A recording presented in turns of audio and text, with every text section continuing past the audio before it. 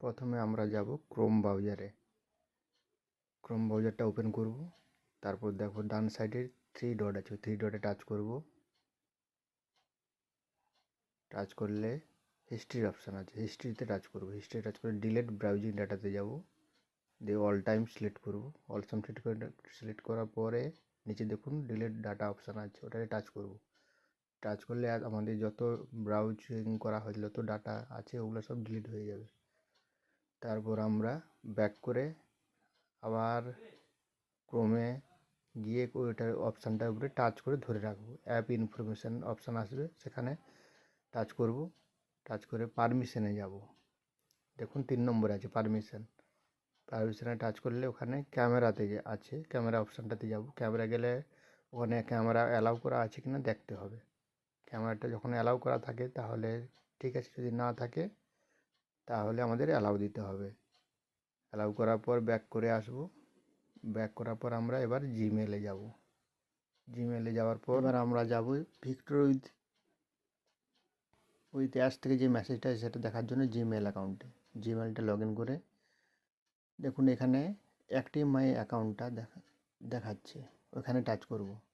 Touch করলে আমাদের সামনে এরকম একটা পেজ আসবে, যেখানে প্রথমে দিতে হবে আমাদের জিমেল আইডি। জিমেলটা বসাবো।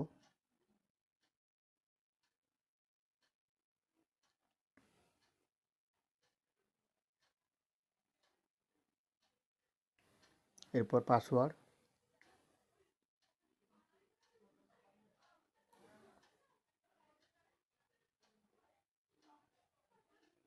ভিক্টোরি ড্যাশে আমরা যখন রেজিস্ট্রেশন করেছিলাম যে পাসওয়ার্ডটা দিয়েছিলাম, সেই পাসওয়ার্ডটা এখানে বসাবো।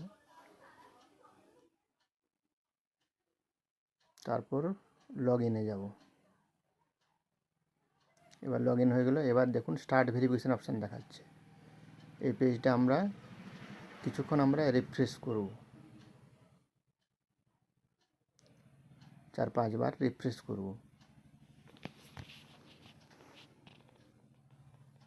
রিফ্রেশ করার পর আমাদের সামনে এরকম একটা স্টার্ট ভেরিফিকেশান যখন টাচ করব তখন আমাদের সামনে এরকম একটা পেজ আসবে। সেখানে ন্যাশনাল আইডি কার্ড সিলেক্ট করতে হবে। তারপর নিচে কন্টিনিউতে ক্লিক করতে হবে। কন্টিনিউতে ক্লিক করলে টেক ফটো ফ্রন্ট সাইজ দেখাবে। আমাদের ন্যাশনাল আইডি কার্ডের প্রথমের দিকটা, প্রথম ফার্স্ট সাইড আমরা স্ক্যান করব। তারপর কনফার্ম করব।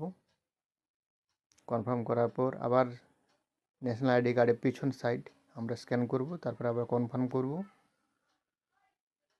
কনফার্ম করার পর আমাদের সামনে একটা পেজ আসবে, এটাতে সেলফি নেওয়ার জন্য কন্টিনিউতে আমরা ক্লিক করব।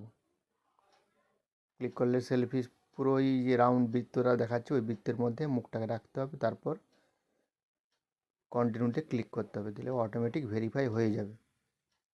তারপরে আমরা ভিক্টোরি ড্যাশে এন্ট্রি হয়ে যাব। দেখুন আমরা ভিক্টোরি ড্যাশে এন্ট্রি হয়ে গেছি। এইভাবে কেওয়াইসি ভেরিফিকেশান করতে হবে। খুব সহজ, এমন কিছু নয়, চেষ্টা করলে সবাই পারবো। এইটুকুই।